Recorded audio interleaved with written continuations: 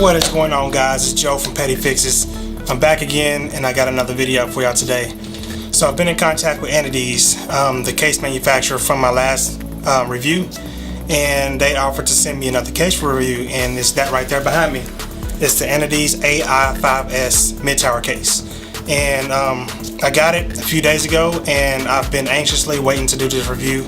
I just haven't had time due to weather and everything, and I had a vision for this review, as you can see in my long super intro. So I've been waiting to get to it.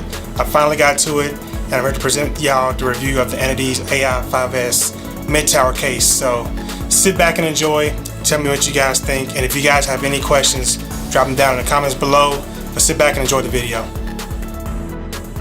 So let me start off by saying how much I appreciate the design of the case.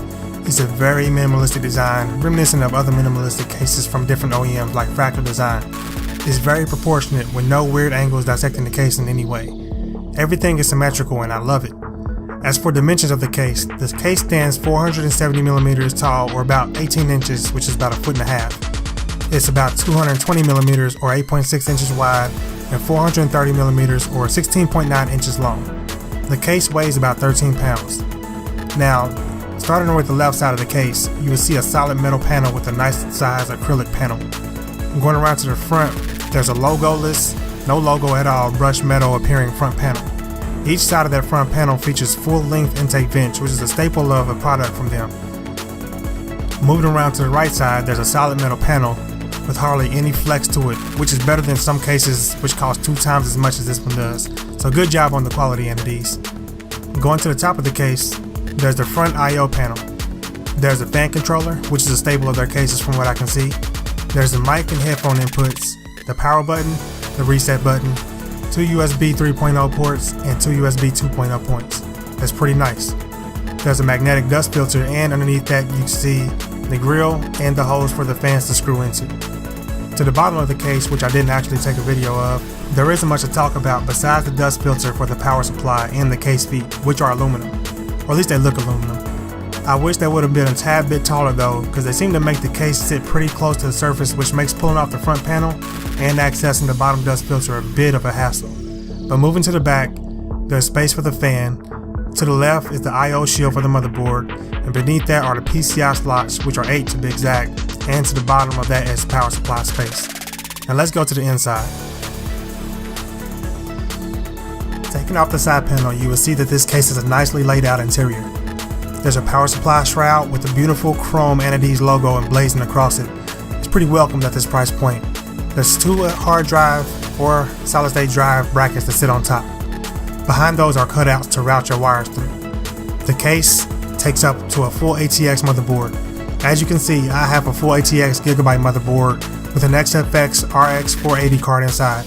It fills out the case nicely and is totally visible through the side window on the side panel.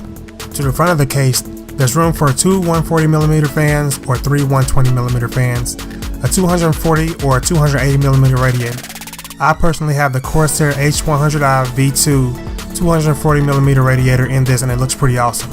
I was able to run this in push-pull configuration also, and it definitely helps to fill in any empty spots in the case. To the top, there's room for 2 120 or 2 140mm fans or a 240mm radiator. Now here's the thing, doing a push-pull config in this orientation is almost impossible because of RAM clearance. Also, if you have a closed loop system like I do, bending the tubes to get the block onto the CPU can be a little daunting, seeing as the motherboard sits pretty close to the top of the chassis. But for those doing a custom loop, this should not be an issue whatsoever and it'll work out just fine. Speaking of loops, there isn't any dedicated reservoir or pump mounts in this case, so keep that in mind when purchasing this, but I didn't expect that from a case at this price point. To the rear, there's space for a 120mm or 140mm fan.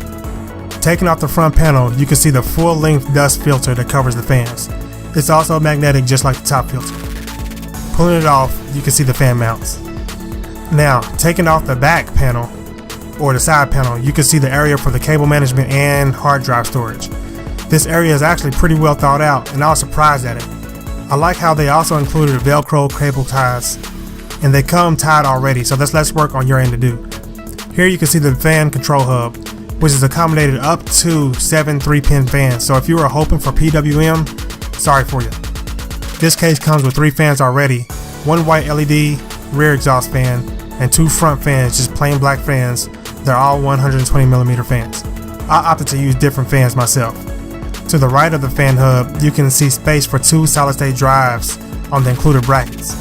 Below that is the power supply area, and next to that will be the hard drive and the solid-state drive area. This cage is apparently removable, but I haven't tried to remove it yet. There are screws on the bottom of the case that are in that area, so I think that's what they're for, but I haven't tried that out yet, so I'll try it just to make sure. This area can hold up to 3 hard drives or 3 solid-state drives. Also right above it, kind of hidden to the left of the fan hub, there are mounts on the chassis itself for 2 more solid-state drives, which brings the total of hard drives you can fit into this case to 9. 9 total hard drives, and that's insane for such a compact area, and to keep them out of sight is pretty amazing. Now, building in this case was kind of challenging for me, mainly because I've never built inside of a mid-tower case. I'm used to cube-style cases, so this is the first time I've ever built in one. My only trouble was fitting the modules for my thermal take ring fans inside the case, along with the cables to them. There's a lot of cables that are actually tied to those things, so it's kind of difficult for me. I had a total of 3 modules, and I didn't think to remove the drive bay, silly me, but they actually fit with no problem. Other YouTubers complained about cable routing of the 24-pin and 8-pin connectors towards the top of the case. Me, myself, I didn't experience such problems. One thing I wish the Anidees would have done regarding design was make the case a tad bit more noticeable. It's pretty minimalistic. Other case manufacturers put their logo on the outside of the case, but for some reason, Anidees omitted this. They chose not to do it. I would have loved to see them put that logo on the front panel, somewhere on the front panel. Other than that, the case was a dream to build in and even more pleasure to look at.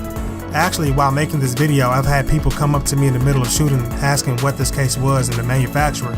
I told them about it. I gave them a link to my channel to watch the AI Crystal Cube review, which you can see in the card up top, and how they're more than likely going to make it in their next case when they build another computer. Guess they haven't laid eyes on the AI Crystal Cube yet, huh? Oh well. Well, on to the conclusion.